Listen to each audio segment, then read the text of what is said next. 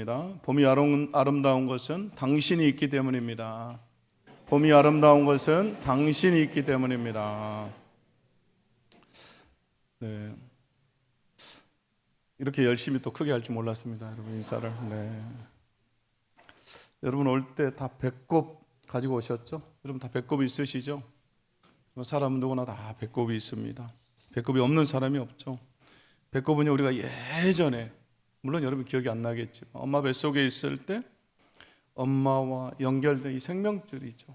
그렇죠. 이 탯줄을 우리에게 있었다는 걸 알려주잖아요. 그래서 우리가 이 탯줄을 통해서 영양분을 공급받습니다. 그러나 태어나는 순간 여러분 그 탯줄을 어떻게 해요? 잘라야죠. 그리고 나서 젖을 먹고 밥을 먹으면서 자라가는 것입니다. 우리 그리스도인도 마찬가지라는 생각을 하게 됩니다. 우리가 예수 그리스도를 믿기 전에는 세상에 탯줄을 걸고서 살아가요. 그리고 그것이 우리의 생명줄인 것처럼 살아갑니다. 그러나 우리가 예수 그리스도를 믿는 순간 그 탯줄을 어떻게 해야 됩니까? 잘라야죠. 그래야 여러분 우리 다시 태어나는 것입니다. born again이라고 그러잖아요. 다시 태어나요. 그리고 나서 말씀을 먹어야 됩니다. 아이가 젖을 먹듯이 밥을 먹듯이 그리고 자라가듯이 우리도 말씀을 먹어야 우리의 믿음이 자라고 신앙이 자라는 것입니다. 그래서 여러분 하나님께서 우리에게 성경을 주신 것은 먹으라고 주신 거예요. 하나님 말씀은 우리에게 먹으라고 주어진 것입니다. 물론 우리가 연구도 하고 공부도 해야 되지만 그러나 가장 1차적으로 여러분에게 중요한 것은 이 말씀 먹는 거예요. 그래서 영의 양식이라고 그래요. 양식이다. 우리 음식에 대해서 여러분 막 공부하고 연구한다고 그래서 여러분 그것이 내게 영양분이 되고 에너지가 되는 게 아니에요. 작은 거라도 조금이라도 내가 그것을 잘 먹으면 그게 내게 영양분이 되고 에너지가 돼서 내가 힘이 나고 근육이 생기는 것처럼 이 말씀을 먹을 때 우리에게 영적인 에너지가 생기고 또 영적인 근육이 되어서 우리가 자라가는 것입니다. 자, 이번 주에 우리 교구장님들과 지난주 수요일에 얘기하면서요, 참 너무너무 감사했던 게 뭐냐면 성도들이 너무 열심히 성경을 읽고 있다는 거예요. 말씀을 먹는 거죠. 저 얘기 들으면서 너무너무 감사가 됐습니다. 오히려 성경 읽지 않을 것 같았던 분들이 더 열심히 읽는다는 거예요. 어떻게 이럴 수 있나. 도저히 성경을 안 읽고 그런 분이 더 열심히 읽고 또 목장에서 나누고 또 어떤 분은 제가 들으니까 자기가 성경을 통독하잖아요. 소리내서. 그럼 그걸 녹음해가지고 카톡방에다 올려준대요. 자기가 다 읽는 그 녹음하는 소리를, 그 읽는 낭독하는 소리를. 제가 들으면서 좀 기대가 된다. 올 한해 놀라운 일이 있겠다라는 생각을 하게 됐습니다. 여러분 우리가 영의 양식인 성경을 열심히 먹는 저 여러분이 될 수 있기를 바랍니다. 그래서 올 한해 우리가 영적으로 또 질적으로 성장하는 우리를 발견할 수 있기를 원합니다. 자, 이번 주에 우리가 민수기를 읽을 차례입니다. 민수기. 여러분 민수기는 말 그대로 백성의 수를 센다 그 말이죠. 백성 민자에 세말 숫자, 수학할 때 숫자. 그래서 민수기입니다. 민수기 1장과 26장에 보면요, 두 번의 인구 조사가 나옵니다. 첫 번째 인구 조사는 이스라엘 백성들, 이 출애굽한 세대들, 첫 세대죠. 그들이 인구 조사를 하는 겁니다. 그리고 두 번째로 26장에는 그들의 다음 세대들, 그들의 자녀 세대들, 그 부모 세대들은 광야에서 불순종하다가 다 죽어버리고 그들의 자녀 세대들을 다시 한번 인구 조사를 하는 겁니다. 그래서 수를 세는 내용이, 백성의 수를 세는 내용이 나오기 때문에 이 민수기라고 하는 것입니다. 그러나 히브리어 성경은 이름이 광야에서입니다. 광야에서. 그것은 이 민수기의 주 배경이 광야이기 때문에 그래요. 광야에서 일어난 일이기 때문에 광야에서입니다.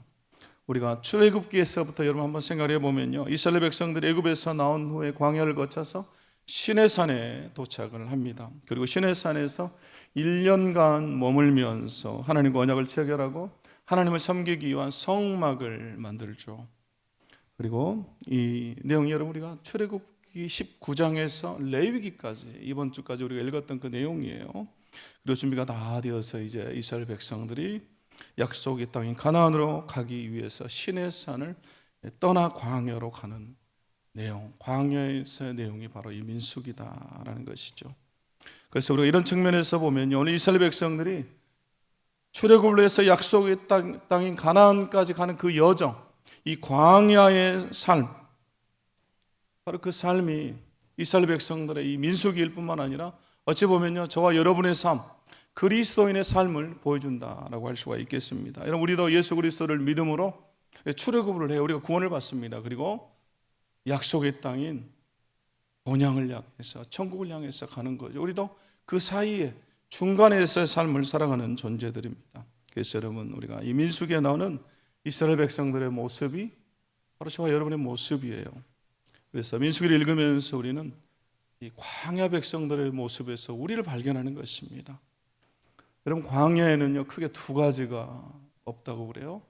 첫 번째는 광야에는 자원이 없습니다. 그래서 물도 없고요, 먹을 것도 없어요. 그래서 이스라엘 백성들이 하나님, 물이 없어요, 물 좀 주세요. 물이 있기는 한데 쓴물이에요. 계속해서 하나님께 원망하고 불평하죠. 또 먹을 것이 없다고 원망하고 불평해요. 자원이 없기 때문이에요.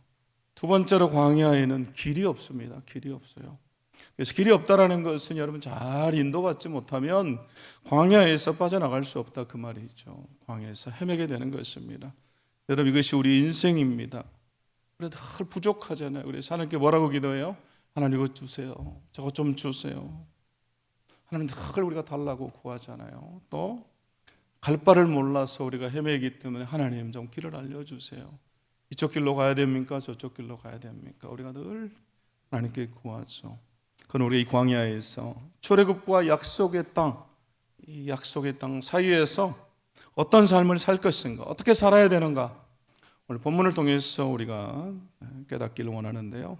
사실 이 민수기를 우리가 읽다 보면 반복되는 표현들이 너무너무 많이 나와요. 계속해서 똑같은 얘기들이 반복이 됩니다. 그래서 지루할 수도 있고 또 은혜가 안 될 수도 있지만 우리가 자세히 묵상해 보면요, 그 안에 하나님께 숨겨 놓으신 이 보화와 같은 지혜들이 있고 우리에게 주는 교훈들이 있습니다. 자, 오늘 말씀 통해서 우리 그걸 깨닫기를 원합니다. 자, 첫 번째로 하나님은 광야에서 우리가 하나님 중심의 삶을 살기를 원하신다라는 것입니다.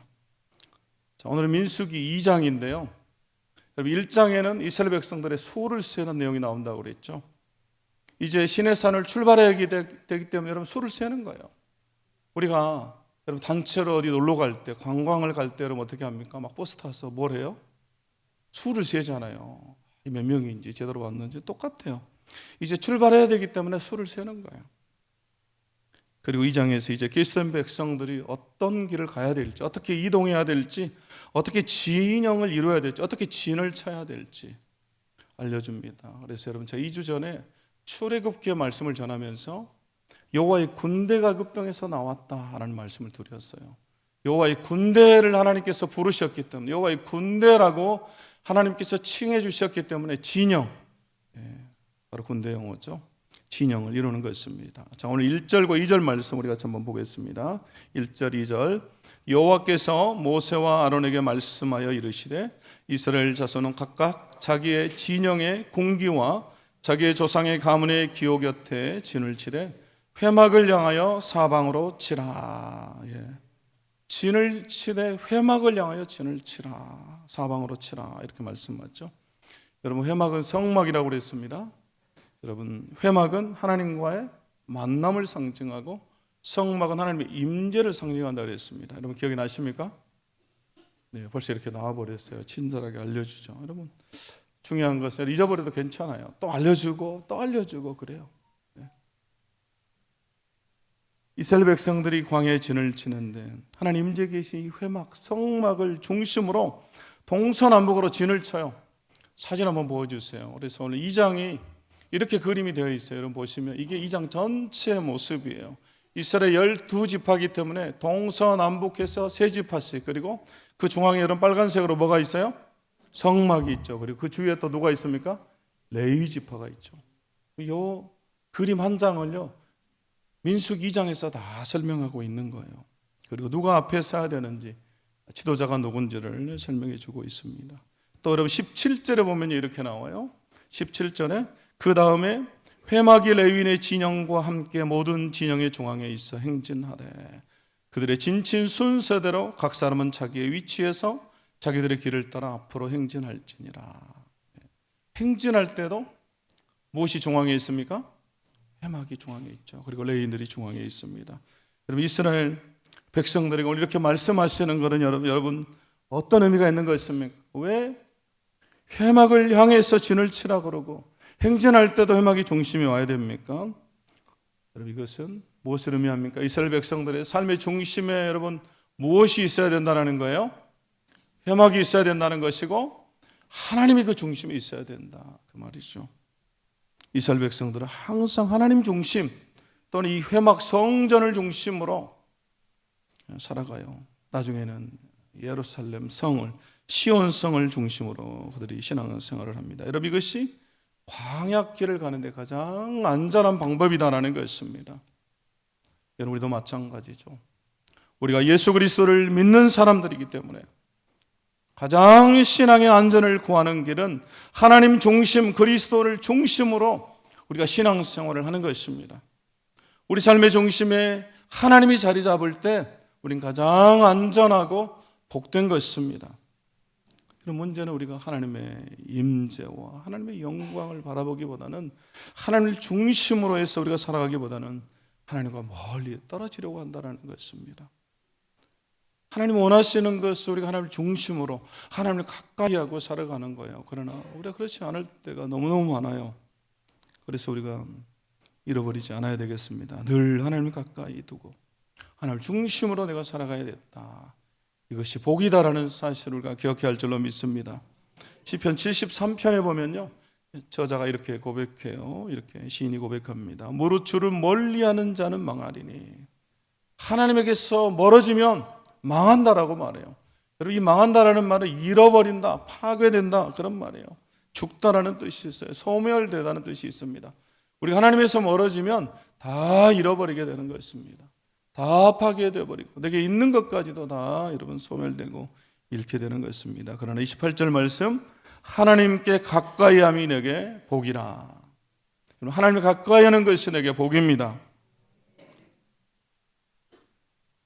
특별히 여러분 오늘 본문 중에서 우리가 또 한 가지 중요한 단어가 있는데요, 회막을 향하여라고 하죠. 이 향하다라고 하는 단어입니다.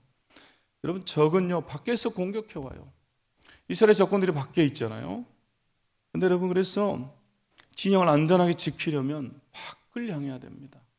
우리가 보초를 서도 부대에서 밖을 향해서 서잖아요. 그런 것처럼 여러분, 적을 막으려면 밖을 향해서 사실은 진을 쳐야 맞아요. 그러나 하나님은 그렇게 하지 말라고 하십니다. 하나님 바깥을 향하지 말고 회막을 향하라고 말씀하세요. 여러분, 이게 뭘 말하겠습니까? 우리의 관심을 어디에 두라는 거예요? 우리가 뭘 바라보라는 겁니까? 하나님을 향하라는 거고 하나님만을 바라보라는 거죠. 우리가 하나님을 향하고 하나님께 집중하고 하나님을 바라볼 때 여러분, 하나님 우리를 보호해 주시고 하나님께서 그 문제를 다 해결해 주시는 것입니다. 결국 우리 그리스도인의 삶은 바깥을 향하던 삶에서 하나님을 향하는 삶으로 바뀌는 것입니다. 바깥을 향하던 삶에서 하나님을 향한, 세상을 향하던 우리의 삶이 하나님을 향하는 삶으로 바뀌는 것, 여러분, 이것이 그리스도인의 삶이에요. 그래서 여러분, 우리는 세상을 등지고 하나님을 보는 것입니다. 우리 세상을 등지고 예수님을 보는 거예요. 우리 세상을 등지고 십자가를 보는 것입니다. 그래서 여러분, 그런 찬양이 있죠. 세상 등지고 십자가 보네, 세상 등지고 십자가 보네, 세상 등지고 십자가 보네, 뒤돌아서지 않겠네. 우리가 세상 등지고 십자가를 보는 것입니다. 사랑하는 성도 여러분, 우리가 세상 등지고 십자가를 보기를 원합니다. 우리가 세상을 등지고 예수님만을 바라보기를 원합니다. 이렇게 우리가 하나님 중심으로, 예수님 중심으로 우리가 삶을 살아갈 때 우리가 이 광야길에서 안전한 길을 우리가 갈 수가 있는 것입니다. 또한 우리의 삶이 가장 복된 삶이 될 줄로 믿습니다. 두 번째로, 하나님은 광야에서 우리가 공동체 안에서 삶을 살기를 원하신다라는 것입니다. 공동체 안에서 살아가도록 우리를 부르시죠. 자, 오늘 본문에 보면 이스라엘 백성들이 유다의 진영, 또 루벤 진영, 에브라임 진영, 단 진영, 이런 식으로 각 진영을 이루어서 그들이 함께 공동체를 형성해서 살아가는 것을 우리가 민수기 2장에서 볼 수가 있습니다. 그럼 3절부터 보시면요, 이렇게 나오죠. 3절 보니까 동방 해돋는 쪽의 진칠자는 그 진영별로 유다의 진영의 군기에 속한 자나. 그리고 그럼 4절 보시면요, 그의 군대로 계수된 자가 74,600명이며 5절 그 곁에 진칠자는 이사갈 지파라, 그렇게 말하죠. 그리고 7절 보시면요, 그리고 스불론 지파라. 스불론 자손의 지휘관은 엘론의 아들 엘리압이요. 지금 유다 진영의 한 지파를 이루는데요, 이사갈과 스불론이 함께 공동체를 형성합니다. 함께 팀을 이루는 거죠. 또 10절 보시면 역시 마찬가지예요. 남쪽에는 루벤 군대의 진영에 군기가 있을 것이라. 루벤 군대의 진영에는요, 누가 들어갑니까? 12절에 그 곁에 진칠자는 시몬 지파라. 또 14절 보시면 또 갓 지파라, 이렇게 말하죠. 루벤과 시몬과 갓이 또 한 공동체를 형성해요. 남쪽에서 이런 식으로 동서남북 12지파가 그럼 3지파씩 공동체를 이루어서 함께 생활하면서 나가는 것입니다. 하나님은 광야의 길을 가는 우리를 공동체 안으로 부르셨습니다. 여러분, 혼자가 아니에요. 여러분, 이것이 영적인 원리입니다. 여러분, 혼자는 위험한 거죠. 우리 신앙생활에서 여러분, 혼자는 여러분 잘못된 길로 갈 뿐만 아니라요, 어려움을 겪을 때 헤어나질 못해요. 그래서 여러분이 공동체를 벗어나면 죽는다라는 것을 우리가 기억해야 돼요. 여러분, 광야잖아요. 적들이, 여러분, 맹수가 여러분 기다리고 있어요. 원수 사탄 마귀가 여러분 기다리고 있어요. 공동체에서 떨어져 나가면 그래서 여러분 죽는 거예요. 우리가 동물의 왕국 같은 거 여러분 TV 보면 나오잖아요. 거기서 맹수들이, 여러분, 사자나 하이에나가 어떤 녀석을 여러분 공격해요? 네, 물 위에서 떨어지는 녀석. 물 위에서 떨어지면 기다리고 있다가 아이고 밥이다 그러고 딱 잡아버려요. 그럼 이것이요, 영적인 원리하고 똑같아요. 우리가 공동체에서 떨어져 나가면 이런 사탄 마귀가 우리를 바보로 여기고 여러분 넘어뜨리는 것입니다. 그래서 시험에 들면요, 공동체를 떠나게 돼요. 마귀가 공동체를 흔들어서 거기서 떨어져 나가게 해요. 그래야 자기 밥이거든요. 우리가 이것을 알아야 됩니다. 릭 워렌 목사님, 여러분 잘 아시죠? 유명한 목사님이십니다. 이 목적이 이끄는 삶을 그분이 쓰셨죠. 너무너무 유명합니다. 이분이 설교해 보면요, 가룟 유다와 베드로의 차이를 이분이 설명을 해요. 여러분, 가룟 유다와 베드로 모두 다 실패하고 넘어진 사람입니다. 예수님을 팔고 예수님을 부인했어요. 그런데 어디에 차이가 있느냐? 가룟 유다는요, 예수님을 판 다음에 공동체 안으로 돌아오지 않는다라는 것입니다. 가룟 유다는 실수한 후에 공동체 안으로 돌아오지 않아요. 그리고 혼자서 있다가 스스로 목숨을 끊어버려요. 그런데 베드로는 다르죠. 베드로의 특징이 뭐냐면요, 그는 거듭 공동체 안으로 들어간다는 것입니다. 계속해서 공동체 안으로 들어가서 거기서 함께하면서 위로를 받고, 그리고 나중에 공동체 안에 찾아오신 예수 그리스도를 만나고 회복된다는 것입니다. 공동체가 이렇게 중요한 거예요. 여러분, 교회는 공동체입니다. 교회는 그리스도의 몸이에요. 한 지체입니다. 여러분, 목회자가 하는 일도 예수 그리스도의 공동체를 세우는 거예요. 예수 그리스도의 몸을 세우는 것입니다. 그래서 여러분, 우리 예수님이 얼마나 이 공동체를 소중하게 여기시면 교회를 향해서 뭐라고 말씀하세요? 그리스도의 몸이다, 내 몸이다라고 말씀하십니다. 그래서 여러분, 우리가 공동체를 생활하다 보면 물론 갈등도 있고 또 상처도 받기도 하고 이런 불편한 점도 있어요. 그러나 우리가 갈등과 상처를 주고받는 이런 걸 통해서 여러분, 결국 우리가 무엇을 얻는 겁니까? 우리가 성장을 경험하게 되죠. 이 과정을 통해서 우리가 성장하게 되는 것입니다. 여러분, 사랑한다는 것은 상처를 주고받는 거예요. 만약 우리가 상처를 두려워하면 여러분, 사랑할 수가 없어요. 사랑은 받을 수도 없습니다. 그래서 우리는 공동체 안에서 물론 상처를 주고받지만 그러나 서로 사랑하면서 우리가 성장하게 되는 것입니다. 또한 우리 공동체 안에서 서로를 위로를 받고 격려를 받고 또 하나님 주신 은사와 재능을 우리가 활용하면서 이 공동체에서 함께 살아가는 것입니다. 또한 우리는 반드시 교회 공동체 안에서 또 목장에 여러분 이 소그룹 안에 우리가 또 들어가야 돼요. 여러분 이 목사가 여러분을 다 케어할 수가 없습니다. 이번에도 이제 범신방을 하지만요, 자 2년 동안 거의 신방을 다 한다고 했지만 여러분 쉽지가 않아요. 거의 2달 동안 다 다녀야 돼요. 에너지를 다 써서 신방을 해요. 그래도 여러분 부족해요. 어떤 데는 목장별로 할 때도 있고 막 더 많은 사람이 모여서 할 때도 있고 다 하지 못해요. 여러분 저 몸이 하나잖아요. 어떻게 여러분을 다 돌봅니까? 그래서 우리가 이 소그룹에서 목자를 통해서 또 케어를 받는 거예요. 예수님도 똑같이 하셨습니다. 그래서 여러분 열심히 12제자죠. 소그룹이나 마찬가지죠. 그 안에서 핵심적으로 또 3명이 있어요. 베드로, 요한과 야고보. 그리고 또 필요하면 1대1로 하시고 그리고 또 70명으로 계속해서 예수님께서 소그룹, 대그룹으로 그렇게 제자들을 인도하신 것입니다. 그래서 여러분 우리가 이 소그룹 목장 모임에 잘 참여해서 우리 케어받는 것, 함께 교제하는 것이 너무너무 중요합니다. 그리고 여러분의 기도 제목이 있다면 나누시고 또 필요하면 목사님에게 저에게 얘기하면 제가 또 여러분 생각나서 기도하죠. 그래서 여러분 올 한 해 우리가 소그룹을 통해서 말씀을 통해서 또 소그룹을 통해서 새롭게 되어지는 또 건강하게 세워져가는 우리 교회가 되어야 할 줄로 믿습니다. 여러분 소그룹에 참여하는 것이 여러분 중요합니다. 여러분 건강한 공동체를 만드는 것은 여러분 노력이 필요해요.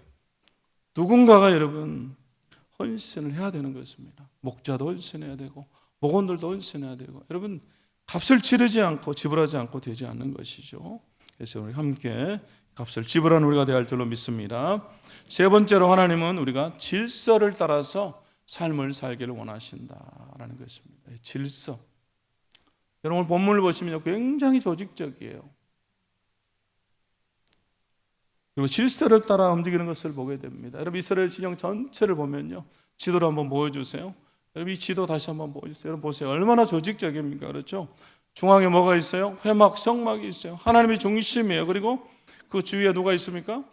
레위 지파들이, 그리고 또 세 지파씩. 여러분 동서남북으로 진을 쳐서 여러분 질서 정연합니다. 그리고 17절에 보니까 이렇게 말합니다. 그 다음에 회막이 레위인의 진영과 함께 모든 진영이 중앙에 있어 행진하래. 그럼 그대로 행진을 하는 거예요. 그러면서 그들의 진친 순서대로 각 사람은 자기의 위치에서 자기들의 길을 따라 앞으로 행진할지니라. 자기 위치에서 그 위치를 벗어나지 않고 함께 나아가는 것입니다. 그러면서 여러분 각자 자기들의 깃발이 또 다 있어요. 그걸 보면서 여러분 앞을 향해 나아갑니다.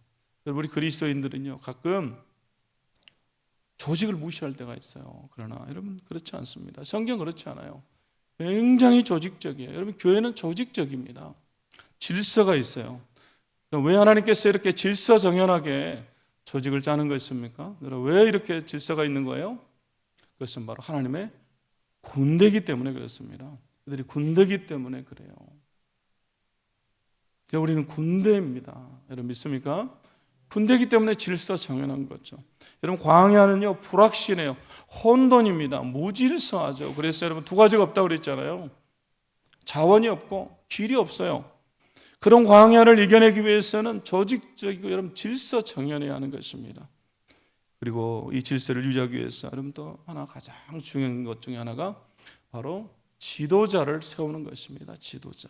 하나님 지도자를 통해서 역사하세요. 그래서 오늘 본문에 보시면 계속해서 나오는 표현이 하나가 있습니다. 그게 뭡니까?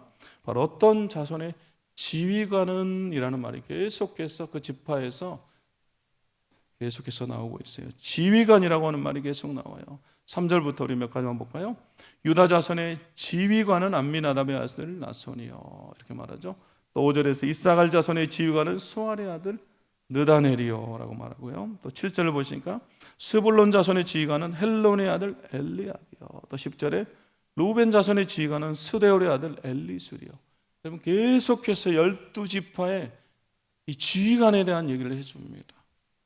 여러분 결국 이것은 우리가 뭘 말합니까? 우리 하나님은 지도자를 세워서 역사한다라는 것입니다. 광야길을 가는데 지도자를 통해서 하나님께서 이 이스라엘 백성들을 이끌어 가시는 거예요. 그래서 여러분 전체로 보면 모세가 있고요. 그리고 모세 밑에 각 지파의 지휘관들이 있어요. 그리고 천부장이 있고 백부장이 있고 그래서 계속해서 이 직원들을 통해서 백성들을 이끌고 나갑니다. 그럼 저는 우리 교회를 보면서 참 감사한 게 그거예요. 우리 교회는 너무너무 질서정연해요. 이러면 어떻게 볼지 모르겠지만 저는 그렇게 생각해요. 저는 당회에 들어가 보면요, 늘 감사해요. 장로님들부터 지도자를 인정하고 또 그 권위에 순종하고. 그래서 제가 다른 목사님들과 이렇게 교제하면서요, 제가 우리 당회 얘기하면 다들 놀래요. 어떻게 그런 교회가 있을 수 있냐, 도저히 못 믿겠다, 막 그런 분도 있어요. 어떻게 그렇게 장로님들이 목사님에 순종하고 그럴 수 있냐. 보통 교회들이, 거의 많은 교회들이 마찰이 있거든요. 근데 우리 교회는 그렇지 않아요. 그래서 너무너무 감사해요. 그래서 우리 당회에서부터 또 권사회 그리고 안수 집사의 재직까지 계속해서 질서를 이루죠. 또는 교구도 마찬가지예요. 우리 교구장 장로님들부터 또 총무 집사님들 그리고 또 목자들까지 우리가 올해 새롭게 세계로 믿음, 소망, 사랑 교구를 우리가 재편을 했잖아요. 그런데 혼란스럽지 않아요. 저는 사실 걱정했어요. 이렇게 편성하면서 혹시 좋은 선이 있으면 어떠나 했는데 너무너무 질서가 잡혔어요. 벌써부터. 그래서 제가 너무너무 감사하고 있습니다. 여러분, 우리가 여호와의 군대이기 때문에 이렇게 질서가 있고 일사불란하게 움직이면서 하나님께서 우리에게 주시는 사명을 이루어가는 것입니다. 우리가 질서정연해야 하나님께서 우리에게 맡기신 사명을 향해서 나아갈 수가 있는 것입니다. 함께한 방향을 향해서 나아가는 거예요. 저는 그래서 우리 교회가 나름 건강한 교회다라는 생각을 하는 겁니다. 여러분도 그런 생각 하십니까? 네. 여러분, 광주에 문제 있는 교회들 너무너무 많아요. 최근에 저 이번 주간에만 해도요, 저 너무 많이 들었어요. 이렇게 교계 어른들하고 얘기하면요, 그런 얘기를 많이 해주세요. 작년 12월 초에요, 우리 동구에 있는 그래도 규모가 좀 있는 교회인데 거기 부목사님이 되게 이렇게 세상 말로 이렇게 마당발처럼 또 이렇게 사람도 많이 알고 또 젊고 그래요. 그래서 제가 전해가지고 참 친해서 우리 교회 부목사님을 구하는데 한 명만 좀 친구라 주위에 아는 사람이 있어 한 명만 구해주라. 제가 그랬더니 갑자기 그분이 뭐라고 하는 줄 알아요? 어디 담임 목사님 있으면 나도 하나 구해주소 막 그래요. 저희 교회 담임 목사님이 그만두었다요. 그만둬버렸어요. 갑자기 그 말을 해보세요. 깜짝 놀랐어요. 야, 너는 나보다 더 불쌍하다. 제가 그랬어요.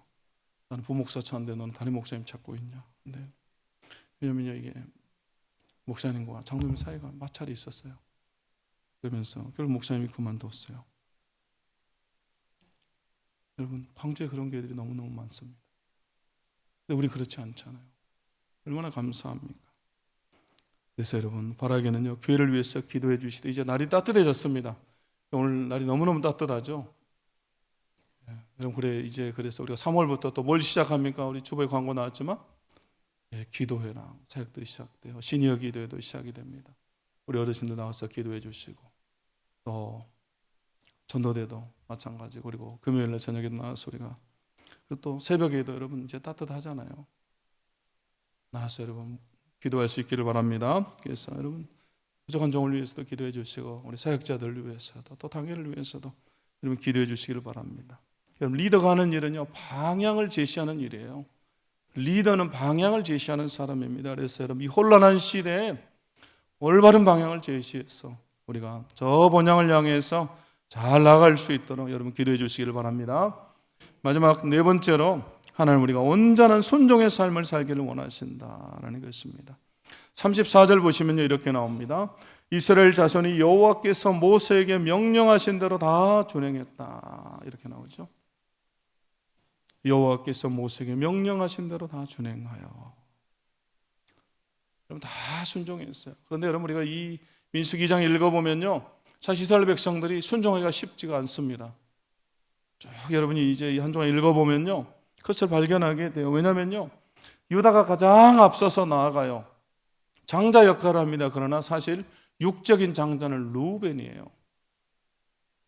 비록 그가 그의 아버지의 첩인 비라와 동침하는 죄를 범했기 때문에 야곱이 마지막 순간에 유언을 하면서 장자의 복을 내리질 않죠.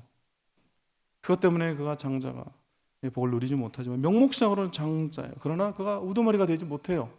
유다가 앞서서 인도하는 자가 됩니다. 그럼 장자 입장에서 불만이 있을 수 있습니다. 또 레위 지파는 군대의 수에 들어가지 못해요. 그러면 왜 우리는 술을 세지 않지라고 하는 그런 불만이 있을 수 있습니다. 또 형 므낫세를 제치고 에브라임이 중요한 역할을 해요. 그럼 형 입장에서는 불만이 있을 수 있습니다.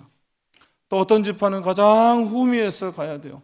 왜 우리는 항상 뒤에냐라고 불만이 있을 수 있죠. 또 어떤 지파는 가장 앞에서 늘 전쟁을 하면서 싸우면서 선봉해서 해야 돼요. 그러면 불만이 있을 수 있어요. 왜 항상 우리가 앞이냐라고 말할 수 있어요. 그런데 여러분 오늘 성경에 뭐라고 나옵니까? 34절에 그들이 모세에게 명령하신 대로 다 준행했다 이렇게 나와요. 그들이 아무런 불평 없이 하나님의 명령에 다 순종한 것입니다. 여러분 공동체를 하나님의 나라답게 세우는 비결은 온전한 순종을 통해서입니다. 하나님의 나라는 순종을 통해서 세워지는 나라예요. 그래서 자기를 내려놓고 하나님의 말씀에 순종하는 사람이 많아질 때 그 공동체는 건강하게 되는 것입니다.